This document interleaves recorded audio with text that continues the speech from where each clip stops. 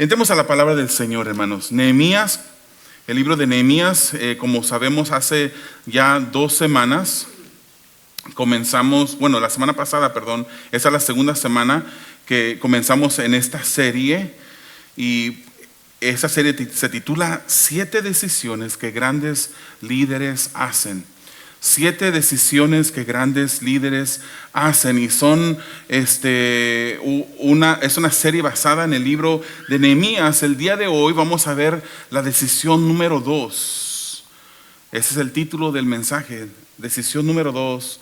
Los grandes líderes no viajan solos. Los grandes líderes no viajan solos. Le voy a invitar que me ayude a orar para que el Señor ministre nuestras vidas. Amado Dios, te damos a ti las gracias porque eres bueno y maravilloso, Señor, y en todo momento dependemos de ti, Señor.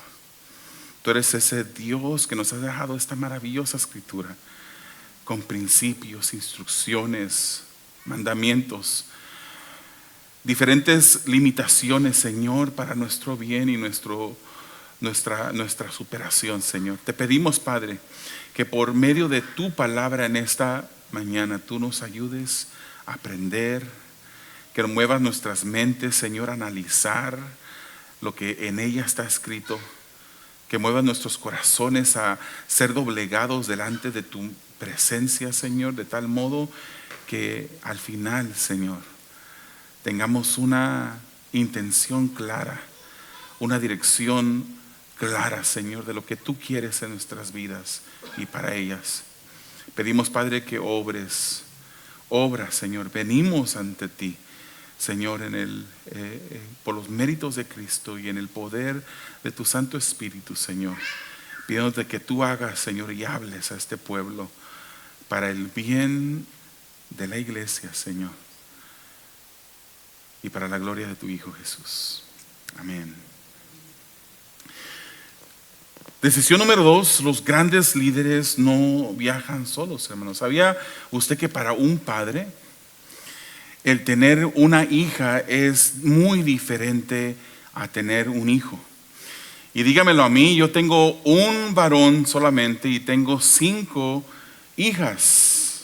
Las hijas son algo distinto para el padre. Son nuestras princesas, hermanos, y creo que algo tiene que ver con el diseño que Dios intencionó cuando Él nos creó como varón. Un joven recientemente, quiero compartirles, me pidió permiso a mí para cortejar a una de mis hijas. Y esa es una conversación que no siempre es fácil para un padre. Ese joven se me acercó, ese joven se comunicó conmigo y me dice que llevaba meses ya orando por mi hija y estaba ayunando. Pero cuando yo lo escuchaba en mi mente, yo estaba diciendo, pero no llega a los servicios, se comprometió a servir en ciertas áreas y no ha cumplido. Y este joven no es de aquí, y tampoco necesariamente es de la otra iglesia. Pero me pidió permiso para abordar a mi hija y pedirle orar con ella para ver si era la voluntad de Dios que ellos realizaran una relación para el futuro. Pero cuando no le di el permiso porque mi hija no me dejó que le diera su número, yo hablé esto con mi hija. Obviamente él me comunicó que se iba de la iglesia, y se iba a la iglesia, a una iglesia de la cual él llegó diciendo algunas cosas que no estaba muy de acuerdo con esa iglesia, pero al parecer en ese momento era la decisión que él estaba tomando. Hay personas que dicen que buscan la voluntad de Dios, y buscar la voluntad de Dios es esencial, hermanos, para decisiones de este índole. Por ejemplo, buscar una futura relación en matrimonio es una decisión grande. Pero hay quienes dicen que buscan a Dios, pero ni siquiera saben lo que están diciendo, ni oran, ni saben lo que es buscar la voluntad de Dios, no saben escuchar la voz de Dios en sus vidas. Hoy veremos, hermanos, y como lo dijimos la semana pasada, todos nosotros de alguna manera somos líderes. Dijimos, John Maxwell, un conferencista que se dedica a dar conferencias a líderes, él dice que líder es influencia, nada más. Ser líder es ser influyente, nada más ni nada menos. Eso quiere decir que todos nosotros en algún ámbito, de algún nivel, ejercemos liderazgo dentro de algún círculo. Nosotros somos influyentes. Pero no se trata, hermanos, de ser líderes cualesquiera, sino ser líderes de acuerdo a la voluntad de Dios, ser líderes piadosos que se rigen bajo los principios y las metas que Dios quiere para sus hijos. Hoy veremos que un líder de este tipo no viaja solo, sino que un líder se mueve bajo la voluntad de Dios.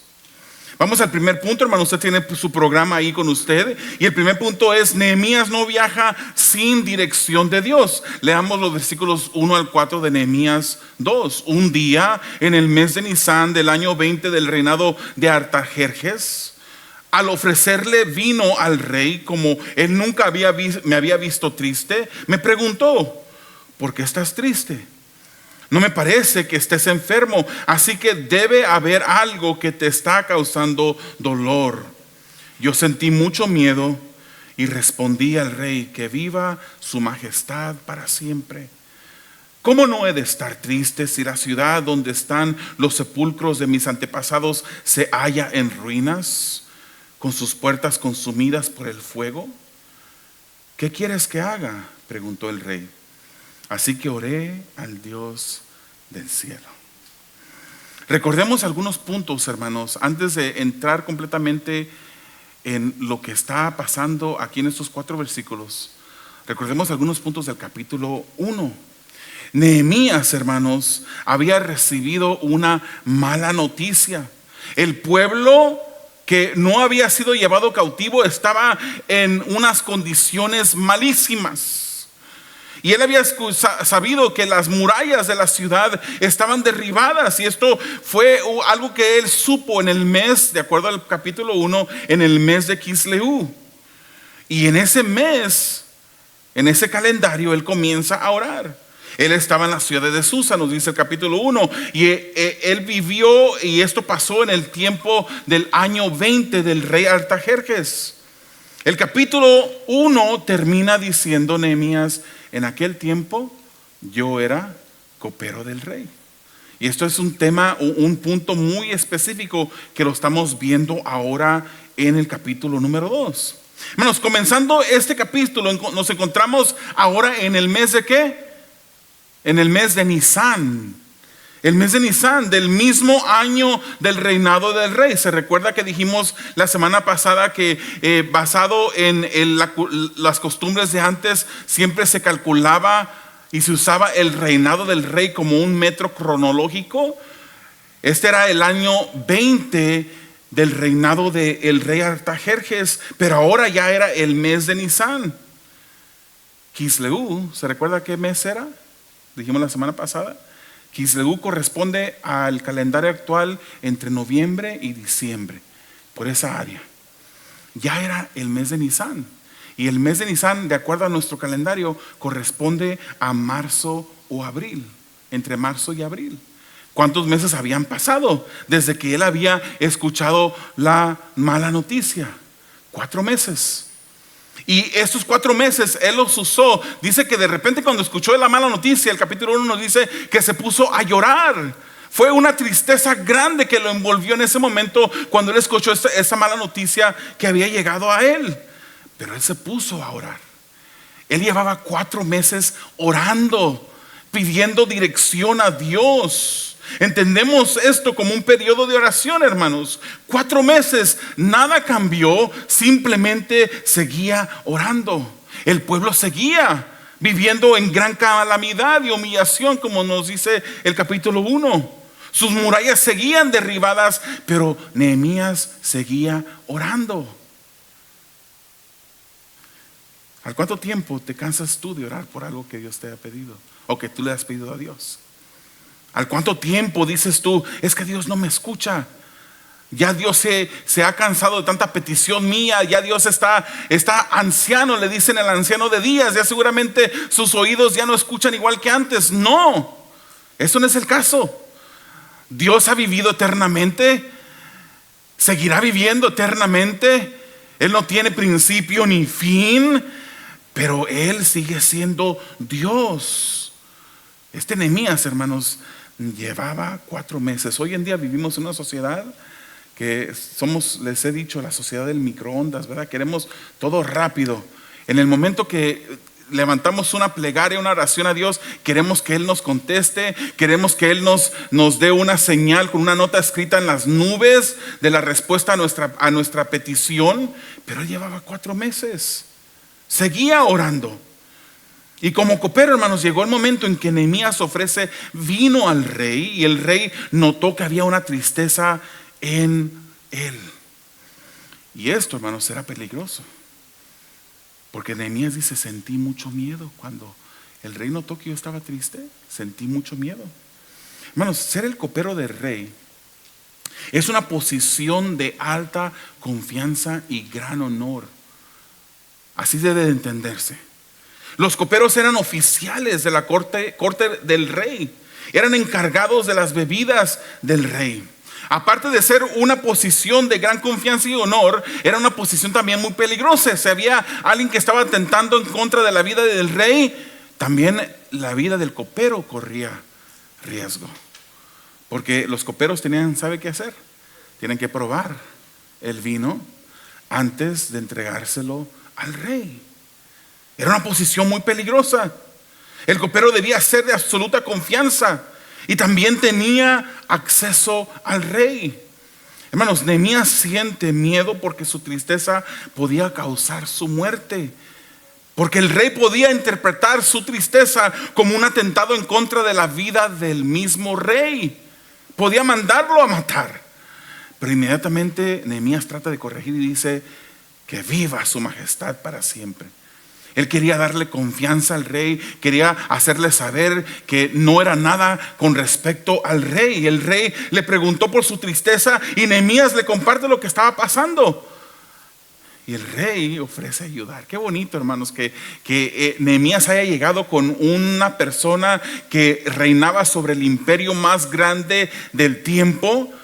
Y que esa persona, inmediatamente cuando uno le exprese esa petición, así como le hizo Nehemías, que reciba una respuesta rápida de parte del rey. Una persona que podía mover ejércitos, que tenía riquezas para proveerle todo lo que necesitara, le pregunta cómo le podía ayudar.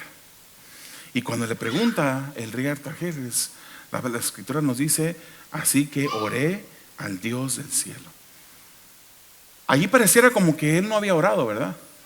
Como que él no se había preparado para esta situación, como que el rey lo había agarrado en curva, como que había sido una sorpresa que el rey le preguntara: ¿cómo te puedo ayudar? Pero en realidad, hermanos, él llevaba orando desde hace 4 meses. Aquí, hermanos, es como decir, aquí fue como que se encomendó a Dios. En un momento cuando el rey le dice, él seguramente pensó: Señor, en tus manos estoy. Señor, ayúdame. Esas oraciones que a veces uno hace después de haber orado y le pide dirección al Señor en el momento. Nehemías confiaba en Dios. Sabía la misión a la que Dios le había llamado. Ya Dios había moldeado su corazón a través de estos 4 meses de oración, hermanos. Recuerde que la oración para eso es. Son momentos de intimidad en la que no son para presentarle a Dios una lista larga de cosas que tú deseas, aunque lo podemos hacer, pero ese no es el enfoque principal. La oración es un instrumento que Dios usa para moldear el corazón de sus hijos tras la voluntad de Él. Ya sabía, ya tenía un plan, ya tenía una idea. Nehemías, después de haber orado tanto tiempo, él sabía que él podía confiar en Dios. Él oró y esperó. Él oró y esperó, hermanos. Toda situación podemos llevarla en oración a Dios. Dios, hermanos, responde. Y muchas veces y algunas veces el que Dios no responda es una respuesta en sí. Pero a veces que esas respuestas no nos gustan, porque queremos que Dios nos responda ya. Ayer queremos la respuesta de Dios. Pero tenemos que confiar, hermanos, en las Escrituras. Tenemos que confiar en ese Dios que las Escrituras nos presenta. Él va a contestar tu petición. Posiblemente no la contesta como tú quieres que la conteste, pero te la va a contestar. Y cuando la conteste, lo que nos corresponde a nosotros hacer como hijos de Él es aceptar su respuesta. Aceptarla. Primera de Pedro 5:7 dicen: depositen en Él toda ansiedad, porque Él cuida de ustedes. En muchas ocasiones he tenido consejerías con diferentes personas o orado simplemente con alguien que me ha expresado una preocupación de algún hijo, de alguna situación, y yo siempre le digo algo que yo sé y confío en esto. Le digo: Dios ama a ese hijo tuyo más que lo que tú lo amas. Dios conoce mejor y tiene el poder y lo puede cuidar mejor que como tú lo cuidas. Podemos confiar en Dios, podemos depositar toda ansiedad en Él, porque Él va a cuidar de nosotros.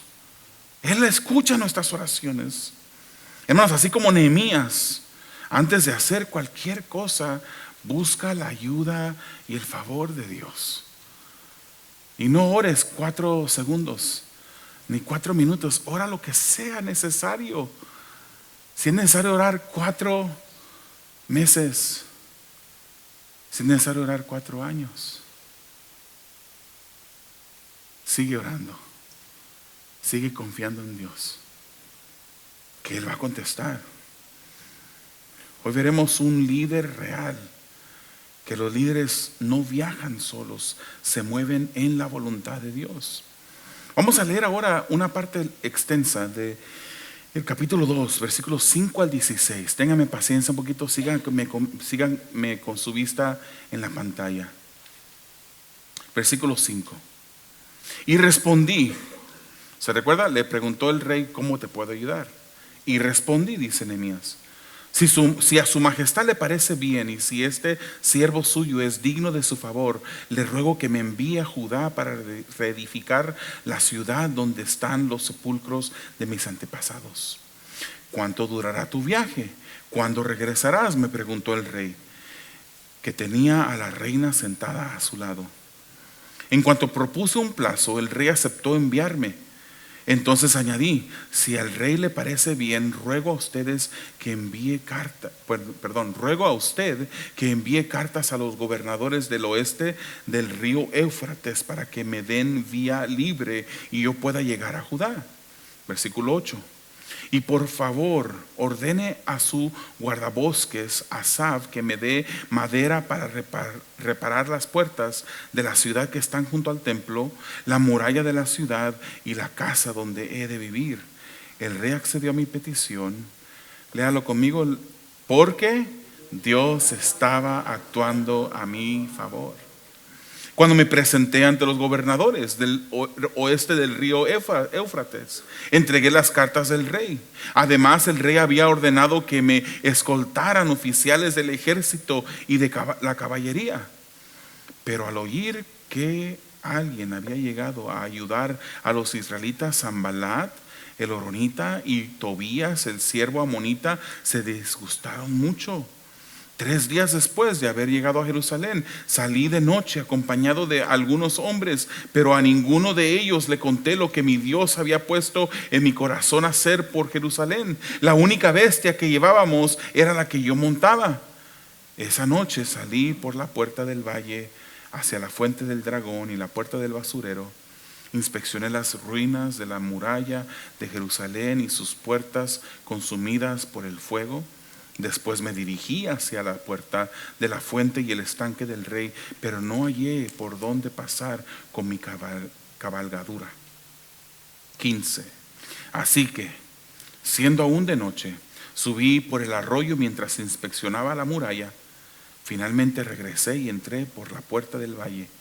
Los oficiales no supieron a dónde fui, ni qué hice, porque hasta entonces no había dicho nada a ningún judío, ni a los sacerdotes, ni a los nobles, ni a los gobernadores, ni a los que estaban trabajando en la obra.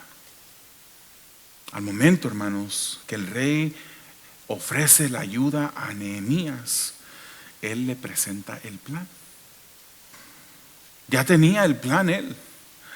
No crea que le dijo el rey o le preguntó el rey: ¿cómo puedo ayudarte? Y él dijo: Dame un momento, me voy a meter a esta otra sala que necesito un papel para dibujar. Él ya tenía el plan listo para presentárselo al rey. En oración él ya había escuchado la voz de Dios. El corazón de Nehemías ya había sido moldeado y había sido dirigido hacia una dirección, la dirección que Dios quería que él viajara. Hermanos, sabemos que no somos robots. Nehemías tampoco lo era. Dios nos ha hecho con habilidad de tomar decisiones. Pero aquí no se trata de las decisiones que cualquier líder humano pueda determinar. Esta serie se trata de decisiones de los líderes que los líderes piadosos toman. Por eso son grandes los líderes, porque se conectan con Dios y planean de acuerdo con Dios. Se conectan con Dios y planean de acuerdo a la voluntad de Dios. La oración no es un momento en el que debes declarar y decretar y arrancar y que te retuerzas y todas las demás cosas que escuchamos a veces por ahí. Puedes hacer maromas, hermano, y las maromas no te van a ayudar. La oración es un momento de venir delante de Dios humilladamente, sin ideas preconcebidas, sin haber determinado el camino antes de escuchar la voz de Dios. Lamentablemente muchas veces así nos acercamos a Dios. Venimos a Él y oramos y le pedimos, pero nosotros ya sabemos la respuesta que queremos que Dios nos dé. Ya sabemos la mujer que nosotros queremos y queremos, como vamos como con Dios, como para que nos dé el permiso de algo que ya queremos hacer. Hablo de los solteros, obviamente. La oración es el instrumento a través del cual Dios comunica su voluntad para el hombre, hermanos. Y Nehemías pide, estaba en cercanía con el rey, había un momento de intimidad, tenía a la reina a su lado. Él pide ser enviado a Judá para reedificar la ciudad de Jerusalén y le da un tiempo determinado, un plazo. Y en cuanto le da el plazo, ¿qué dice la palabra? El rey aceptó. Parece fácil y rápido, pero esto costó meses de llanto y súplica en oración. Parece fácil, hermanos, pero Nehemías ya había pasado tiempo en la presencia de Dios. Nehemías tenía un plan, el plan de Dios, pero el rey accedió y ni siquiera escuchó el plan total. Simplemente le dijo, aceptó, accedió. Entonces Nehemías también pidió cartas para el viaje sin ser interrumpido por gobernadores para poder llegar seguramente, y pidió la madera para la construcción. Digo, ya que estaba de buen corazón en el rey, dijo, pues aquí es el momento. No, esto ya lo tenía todo planeado, era lo que él iba a pedir. Nehemías 2:8 dice, el rey accedió a mi petición porque Dios estaba actuando a mi favor, hermanos. La palabra del Señor nos dice, deleítate a sí mismo en Jehová y Él concederá las peticiones de tu corazón. ¿Por qué dice la palabra eso? Si también la palabra dice que el corazón es perverso, es engañoso, más que cualquier cosa, ¿quién lo conocerá? Y Dios te va a permitir los deseos de tu corazón. Es que la clave, hermano, está ahí en el deleitarte en Dios primeramente. La versión David Vargas diría, deleítate a sí mismo en el Señor y haz lo que te venga en gana. Parece algo fuerte, pero eso es lo que yo quiero decir. La persona que se deleita en el Señor pasa tiempo con el Señor, es moldeado por el Señor. Y no nomás es oración, hermanos, es las Escrituras. Es ser moldeado por el consejo de la palabra de Dios. Cuando uno ora, cuando uno estudia las Escrituras, uno está siendo moldeado y uno se está deleitando en el Señor. Habiéndose deleitado en el Señor, los deseos de tu corazón van a cambiar. Tus intenciones van a ser moldeadas, van a ser canceladas las que tenías antes y reemplazadas por algo nuevo que el Señor quiere hacer en ti. Y habiendo deleitadote en el Señor, entonces Dios te va a conceder las peticiones de tu corazón, porque las peticiones de tu corazón habrán llegado a ser basadas en la voluntad de Dios. Por eso debemos de saber, podemos deleitarnos en el Señor. El rey concedió su petición porque Dios estaba actuando a su favor. Y hermanos, así pasó. Su viaje fue sin estorbo. Y no creo que fue de aquí a la esquina. 1400 kilómetros viajó. De donde estaba la ciudad de Susa hasta la ciudad de Jerusalén eran 1400 kilómetros de viaje. Y no crea que era en una 4x4. No habían. Eran con ese tipo de viaje y esos instrumentos que se usaban en aquel tiempo más difícil. 1400 kilómetros es mucho más difícil en aquel tiempo que agarrar 1400 kilómetros por la autopista número 10 aquí en un carro con aire acondicionado o calefacción cuando necesite. Él viajó 1400 kilómetros sin ningún problema. Llevó hasta la escolta de los oficiales del rey, el ejército, la caballería. Dios le había dado su favor porque él había pasado tiempo en la oración. El rey proveyó para su protección. Pero no era el rey Artajerjes.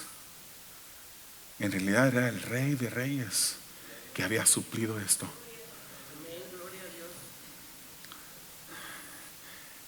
Ese rey simplemente fue un instrumento en las manos de Dios. Como los predicadores, somos instrumentos en las manos de Dios. Somos como este micrófono, hermanos. De aquí al próximo domingo, este micrófono va a estar guardado en aquel gabinete con seguridad. Ahí se va a quedar. No va a hacer nada. Si yo no me lo pusiera y lo usara, se queda sin decir nada el micrófono. Así somos nosotros. Dios, somos instrumentos en las manos de Dios. Nosotros estamos vacíos. Si de Dios no viene lo que Él quiere hacer, es una pérdida de tiempo. Cuando Dios actúa a tu favor, Él transforma todo para tu bien y acomoda todo para tu bien. Nada puede venir en tu contra y tener éxito eso que viene en tu contra. Aun cuando parece que el enemigo triunfa, Dios siempre te dará la victoria, hermanos. Aun cuando pareciera que no están pasando las cosas bien o que no van bien, confía en Dios. El plan que Él te da cuando has orado y has buscado su presencia y has recibido la contestación clara de Dios, Él lo va a llevar a colación. El versículo 10 dice que en Jerusalén lo esperaban los enemigos del pueblo. Y interesantemente comienza este versículo 10 con la palabra pero. Todo iba bien, hermanos. El rey accedió, le concedió la escolta, le dio lo que necesitaba para reconstruir las murallas. Pero el versículo 10 comienza: los enemigos del pueblo se enojaron al oír, se molestaron al oír. Aquí hay un cambio claro de la trama de la historia. Pero nosotros podemos decir otro pero. Y lo decimos así: pero Dios estaba de su lado. No importa quién se levante, no importa quién ponga trabas en los planes de Dios, Dios siempre llevará su plan a cumplimiento. Cuando nosotros estamos del lado de Dios, Dios acomoda todo en nuestro camino. Fíjese lo que dice Proverbios 16:7, hermanos: cuando los caminos del hombre son agradables al Señor, aún a sus enemigos hace que estén en paz con Él. Cuando tus caminos son agradables al Señor, cuando has buscado su oración y has emprendido el plan que Dios quiere para tu vida. 3 días después nos dice que al parecer salió secretamente a hacer una inspección, salió de noche, salió con un grupo selecto de personas, no le dijo a qué iban, no compartió el plan con nadie, ni con los líderes. No llevaron muchos caballos como para hacer algo más secreto, solamente llevaban el caballo o la bestia que él montaba. Inspeccionó murallas destruidas, puertas quemadas, áreas de destrucción tal que no podía ni siquiera pasar con su cabalgadura. Podemos imaginarnos, hermanos, lo que pasaba por las mentes de estos judíos. La semana pasada mencionamos que las murallas de la ciudad eran esenciales y especiales para el pueblo. Para un judío las murallas eran de suma importancia, proveían protección, proveían estabilidad, era un símbolo de honor, pero todo estaba destruido. Mientras que inspeccionaban, las murallas estaban derribadas. Debió haber parecido, hermanos, esto como entrar en una zona de conflicto de una guerra moderna. Y aún en la tristeza de la situación, Nehemías sabía que el favor de Dios estaba con él. Como Nehemías, hermanos, te diría, busca la ayuda de Dios, busca el plan de Él, su voluntad, busca siempre el favor de Dios, adopta el plan de Dios para tu vida y ejecuta el plan con la ayuda que Dios te puede dar. Vamos aterrizando ya y vamos a ver los versículos 17 al 20 para terminar el capítulo. Con esta tercera parte del mensaje, Nehemías no deja un plan sin ejecutar, o los líderes no dejan un plan sin ejecutar. Por eso les dije, dice el versículo 17, ustedes son testigos de nuestra desgracia. Jerusalén está en ruinas y sus puertas han sido consumidas por el fuego. Vamos, anímense, reconstruyamos la muralla de Jerusalén para que nadie se burle de nosotros. Entonces les conté cómo la bondadosa mano de Dios había estado conmigo y relaté lo que el rey me había dicho. Al oír esto exclamaron, manos a la obra. Si ahorita todos dijeran al conteo de 3, manos a la obra, no le haríamos justicia a lo que yo me imagino que pasó en este momento. Manos a la obra, y comenzaron la reconstrucción. Cuando lo supieron Sanbalat, el eronita, Tobías el oficial amonita y Gesén el árabe, se burlaron de nosotros y nos preguntaron de manera despectiva, ¿pero qué están haciendo? ¿Acaso pretenden rebelarse contra el rey? Yo contesté, qué seguridad de Nehemías, hermano, me encanta. El Dios del cielo nos concederá salir adelante. Nosotros, sus siervos, vamos a comenzar la reconstrucción. Ustedes no tienen autoridad ni derecho, ni son parte de la historia de Jerusalén. Confiado, contesta Nehemías. Él era un líder piadoso que ejercía influencia en ese grupo, influyó en un equipo de trabajo. Él sabía que no podía hacer las cosas solo, sabía que tenía a Dios, pero él él estaba consciente de que Dios usa instrumentos humanos para llevar a cabo su obra también. Él busca un grupo de personas, sacerdotes, nobles, gobernadores, era toda mano a la obra, all hands on deck. Todos tenían que meterse a la obra. Les contó lo que Dios había hecho hasta ese momento y todos dijeron, manos a la obra. Pero la situación, hermanos, estaba difícil. Los enemigos estaban allí, se burlaban, los humillaban. Y quiero brevemente decirles, era Sanbalat el horonita. El horonita era un líder samaritano al norte de Jerusalén, no judío. Estaba Tobías, el oficial amonita. Este es un gobernador de tierras amonitas al este. Y estaba Gesén el árabe, un líder de las tribus árabes vecinas al sur.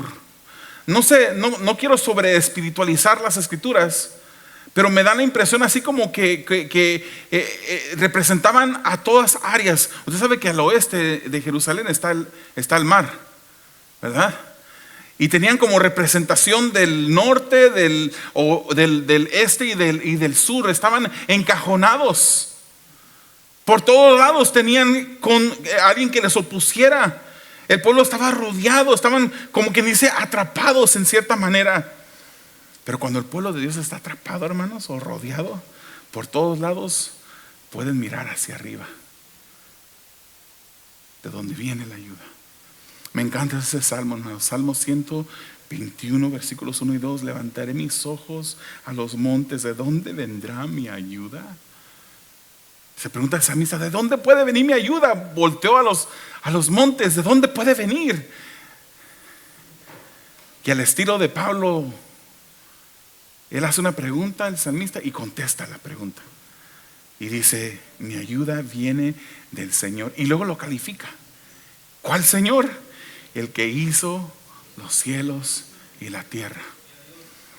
Cuando tú te puedas sentir rodeado, cuando tú te puedas sentir, hermanos, que no tienes una salida, clama a Dios. Clama a Dios. Pueden estar tus enemigos rodeándote, pero si tú estás en el camino y bajo el favor de Dios, todo saldrá bien. Todo saldrá bien. Los enemigos apelaron al rey Artajerjes, dijeron, ¿acaso pretenden rebelarse contra el rey? Pero Nehemías contestó, el Dios del cielo nos concederá salir adelante. ¿Por qué, hermanos? Porque nuestra confianza está en Dios. Salmo 127:1 dice, si el Señor no edifica la casa, en vano se esfuerzan los albañiles. Si el Señor no cuida la ciudad, en vano hacen guardia los vigilantes. Todo lo que pasa está bajo el control y la autoridad soberana de nuestro Dios. ¿Sabe que Nehemías 6, si usted lee Nehemías 6, usted se va a dar cuenta que esas murallas fueron reconstruidas en 52 días? Hubo un líder piadoso que buscó la voluntad de Dios, que recibió el plan de parte de Dios, ejecutó el plan de Dios, juntó al pueblo de Dios y los lideró a hacer esto, y en el proceso unió al pueblo para reconstruir las murallas en 52 días. Así como Nehemías, hermanos, busca tú la voluntad de Dios. Busca siempre el favor de Dios. Adopta el plan de Dios para tu vida y ejecuta el plan con la ayuda de Él.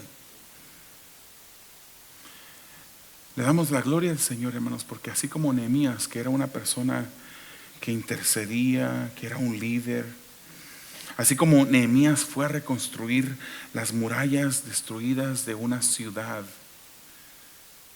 Jesús también vino para restaurar la relación quebrantada que había entre Dios y los hombres. Lucas 19:10 nos dice, porque el Hijo del Hombre vino a buscar y a salvar lo que se había perdido. El hombre en el huerto del Edén había tenido una relación perfecta con Dios, una comunión estrecha con Dios, pero el pecado divide y el pecado los separó de esa comunión. Y Jesús vino a este mundo a rescatar aquello que se había perdido. Jesús vino en el plan de Dios y vino con un plan, así como Nehemías, y también lo ejecutó el plan. 2 Corintios 5:17-18 dice, por lo tanto, si alguno está en Cristo, es una nueva creación. Lo viejo ha pasado, ha llegado ya lo nuevo. Todo esto proviene de Dios, quien por medio de Cristo nos reconcilió consigo mismo y nos dio el ministerio de la reconciliación. Querido hermano que estás aquí, tú que eres un hijo de Dios, los cristianos, ¿cómo podemos aplicar esto a nuestras vidas? ¿Cómo cambiarías el proceso de tomar decisiones en tu vida? ¿Cuántos fracasos has llevado en esta vida por no buscar la voluntad de Dios? Por simplemente ejecutar los planes que tu corazón ha querido diseñar. Toma en serio, hermanos, el buscar el favor de Dios en tu vida, con diferentes planes de tu vida. Los verdaderos líderes piadosos no viajan solos, sino que viajan bajo la cobertura y el favor de Dios. Te invito a que cierres tus ojos, que inclines tu rostro.